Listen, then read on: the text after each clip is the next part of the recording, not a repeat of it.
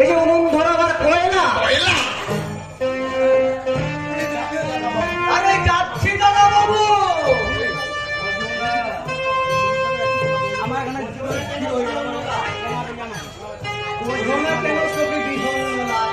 কয়লা শুধু ময়লা নহে, কয়লা হলো রন্ধনের মূলাধার।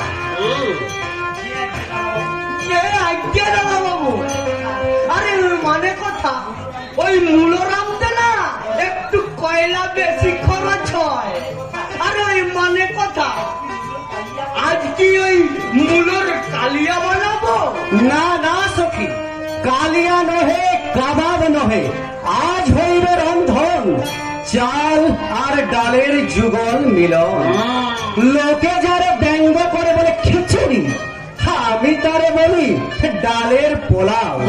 যাও সখী, আদা পেঁয়াজ রসুন একসঙ্গে করিয়া ভাষণ তফাদার মশলা বানাও। বাবু খাবার খেলে আমার শরীর থেকে হচ্ছে দেখছিস, রোজ তোরই খিচুড়ি খেতে ভালো লাগে। আমার কি মানুষ নয়? কে বলেছে তোমারে মানুষ? মানুষ হইতে যদ্যপি গাড়ি বাড়ি থাকিত সুনিশ্চয়। যার গাড়ি নাই বাড়ি নাই, নাই বাঁচিবার পথ, সে যদি হইতো মানুষ, পথের কুকুর হতো মানুষের সমান। তার মানে আমরা তার চেয়েও তো আমাদের ভাগ্যে অভিমান তেজ তোরা, নইলে যাইবে মারা।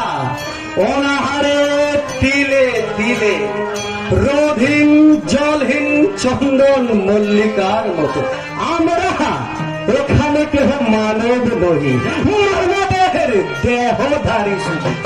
যদি মোরা হতাম মানুষ অধর্ম বিনাশে, পূর্ণ কুরুক্ষেত্র হেতাই হতো প্রস্তুত। দুর্যোধন দুঃশাসন সময় আগে তারা তোমাদের উচ্চাসনে বসে তোমাদের বক্ত সময় লক্ষ লক্ষ নর নারীর অন্নবস্ত্র করিছে হরণ। মানুষ হইতে যদ্যপি ওই দুর্যোধন দুঃশাসনের বক্ষ রক্ত পানের হত আয়োজন মানুষ নহিক মোরা। তাই তো ল্যান্ডমাস্টার তুরিবাক সব ট্যাক্সি বিলেতি রথ পরিবসী ওই দুর্যোধন দুঃশাসনের দল আমাদের না চাইছে বাঁদরের মতো। কিন্তু কিন্তু এভাবে কি বাঁচা যায় ধনপতি?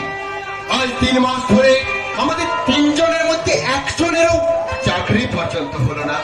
অথচ ডক্টর রায় এই বাঙালির দুঃখ দুর্দশা মোচনের জন্যই এই দুর্গাপুর শহর তৈরি করেছিলেন। ভাগ্যবান, মহাভাগ্যবান ডক্টর রায় গেছেন চলি স্বর্গধামে। সচক্ষে হয়নি দেখিতে। দুর্গাপুরে দুর্গা নয়, নাই হেতা দুর্গতের আশ্রয়। দুর্গাপুর আজ পরিণত হয়েছে অসুরের লীলাভূমি রূপে। এটা তুই ঠিক বলেছ। তাই আমরাও হয়েছে একটা ওষুধ, নইলে তোর ওই খিচুড়ি খেতে হয়। প্রান্তরে বাজারে কারখানায় চারিদিক চক্ষু মেলি আছে কি বাংলার সফলতা কিছু? নাই নাই, যেন মনে হয় বিহারের রুক্ষ সূক্ষ্ম পরিবেশ। আচারে আচরণে ভাষায় ব্যবহার চারিদিক থেকে বারবার কে যেন বলেছে নাই নাই নাই, বাঙালির স্থান নাই। কিন্তু কিন্তু কেন রে? এর জন্য দায়ী কে? আজ যারা মাথার উপর বসে দিতেছে বিধান, তারাই ভুলিয়া গিয়েছে ডক্টর রায়ের বিধান। তাই বিধানের বিধান অমান্য করি বাংলার বাঙালিরে ওরা সাজাইছে প্রবাসী। বাংলা আছে কিন্তু বাঙালির বাঁচিবার স্থান নাই গো বাংলায়। না না না, সইব না, সইব না অন্যায়। চলবে না, চলবে না, এই অন্যায় দিন চলবে না। আমি কিছুতেই সহ্য করবো না। ওহো, লেগেছে লেগেছে, গেছি রে গেছি রে। সম্বর ক্রোধ সখা কহতরা বিবাহ ঘটন ঘটিয়াছে আজি। অঘটন মানে আমার কি বাপের জমিদারি আছে যে এইভাবে আলু করে চলে চালাতে পারবো? আমি পারবো না, আমি মেষ চালাতে পারবো না। নিতান্তই অক্ষম। তুমি হও যদি সখা, বাড়ি হতে মেষ তুলে দাও। চিরস্থায়ী তো কিছু নয় ভবে, রাজার রাজত্ব যায়, দল প্রেমী নেতারা দল বদলায়, কারখানা হয় লোকাল। এ তো তুচ্ছ মেষ, মেষ সমাজে মেসে আছি পড়ে, সে মেষ থাকুক আর যাহুক, কোনো ক্ষতি নাই মোর। নিশ্চয়ই অসুবিধা হয়, তুলে দাও। খবরদার যুবতী, আর একটা কথা বলবি তো মেরে এক ঘুষিতে। লেগেছে লেগেছে, মরে গেছি মরে গেছি।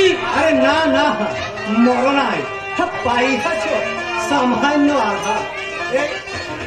এই নাও সোফা, বালিশটি বগলে রাখো। ঘুষি মারিবার সাথ যদ্যপি হয়, মারো ঘুষি যত ইচ্ছা পারো, হাতে লাগিবে না, এ বালিশ করিবে না কোন ক্ষতি। কাল রাত্রে 500 আলু এনে রেখেছিলাম, সেই থেকে বড় বড় আলুগুলো সব পাশের বাড়ি ছাদে চালান করেছিস কেন? ওই আলু কি তোর একার পয়সায় কেনা? একই কথা শুনি আজ মন্থরার মুখে, আলু গিয়েছে চলি পাশের বাড়ির ছাদে। হ্যাঁ, প্রেমপত্র লিখে সেই চিঠিটা আলুতে মুড়ে রোজ ওই পাশের বাড়িতে ছুঁড়ে মারে যুবতী। মানে ডেলি 500 করে আলু ওর প্রেমপত্র লিখতেই লেগে যায়। আজকে না, 5 সপ্তাহের বেশি চিঠি আমি কোনোদিনও লিখি না। বেশ, আমার ওই 5 সপ্তাহ আলুতে যদি তোমাদের মেষ উঠাবার কথা ওঠে, তাহলে আজ থেকে আমি আলু খাবো না। হয়েছে তো? ধন্য সোফা, ধন্য তব প্রেম, আলু দ্বারা প্রেম পথ করিছ প্রেরণ। হেন প্রেম কেহ দেখে নাই, কেহ শুনে নাই কানে, তুমি দেখাইলে সখা জগতে প্রথম। আলু খাও আর চাই নাই খাও, ওই জানালা কিন্তু বন্ধ থাকবে। ভদ্র মহিলার ইজ্জত নিয়ে তোমায় আমরা ছিনিমিনি খেলতে দেবো না। তার মানে আমার কাব্য চর্চায় তোমরা বাধা দেবে? লেখাপড়া শিখে কিছু করতে পারিনি, এবার যে কবিতা লিখে কিছু করব তাও করতে দেবে না। পারিবে না, পারিবে না, চিন্তা করিয়া কবিতা লিখিতে। আর যদি কিছু লিখতেই চাও, লেখো কবিতার বই দেখিয়া দেখিয়া। কাব্যর সাগর সম রয়েছে সঞ্চিত, সঞ্চিতার পাতায় পাতায়, তাহা হতে করি আহরণ। করো কিছু অদল বদল, চালাইয়া দাও বন্ধু নিজের বলিয়া। সত্যিকারের কবি যদি হতে চাও, কপি করো আগে। না, তাহলে আমার কবি প্রতিভার মৃত্যু হবে।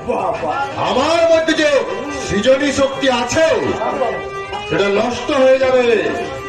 যত সৃজনী শক্তি বুঝি ওই পাশের বাড়িটার মধ্যে লুকিয়ে আছে। আরে বুঝিস না কেন? সব জিনিসেরই একটা প্রেরণার উৎস লাগে। মেয়ে ছেলে না হলে যদি কবিতা লেখা না হয়, তবে ওই কবিতা লেখা তোমার আজ থেকে বন্ধ। ঠিক আছে, আমিও বেশ ছাড়ব। আমার কব্য প্রতিভাকে এভাবে হত্যা করে আমি থাকতে পারবো না। আমি এক করে চলে যাচ্ছে। এই যে 3টি রত্ন দেখছি, এখানেই আছো দেখছি। তোমরা কি মনে করেছো? হ্যাঁ, সাহেবসা আসন গ্রহণ করুন। কি এই নিষ্পাপ হিন্দুকে আমাদের মুসলমানদের বিদ্রোহ করলে? থু, থু, থু। বসিবার তনে দিনু রাজাসন, বলুন রাজ চক্রবর্তী, ফুৎকারে কেন তাহা করলেন অপবিত্র? বাড়ি ভাড়া দেওয়ার নাম নেই, আরে দেখুনি। থু, থু, থু। এই ইয়ার কি করে জায়গা পাওনি? থু, থু, থু, থু। এই বাঁচানোটার জবাব আমি দিব। এই আমি মহাদেব তোলা পাত্র। হে দেবাদেব মহাদেব, সম্বর সম্বর ক্রোধ নয় সৃষ্টি যাবে সাতলে, বিশ্ব সহমরা যাব জমালয়ে চলি, নির্বোধ সন্তান আমি না বুঝিয়া করিয়াছি মহা অপরাধ, নিজ গুণে ক্ষমা করো। হে দাসের ক্ষমা করলাম। মনে রেখো, হে আমি মহাদেব তোলা পাত্র। ওই কারো বেয়াদবি আমি সহ্য করতে পারি না। যাও, চা নিয়ে আসো। আজ বুধবার, বুধবারে বুদ্ধি রক্ষা করে দুধ চিনি পরিহার করি, লবণাক্ত রক্তিম চাহা করি যে গ্রহণ। দাসে আজ্ঞা হলে পাত্র ঘরে সেই চা আমি করা করি। দোকান থেকে দাদুর জন্য একটা স্পেশাল চা নিয়ে আয়। যথা আজ্ঞা সখা, আনিতেছি স্পেশাল চা। এক প্রেস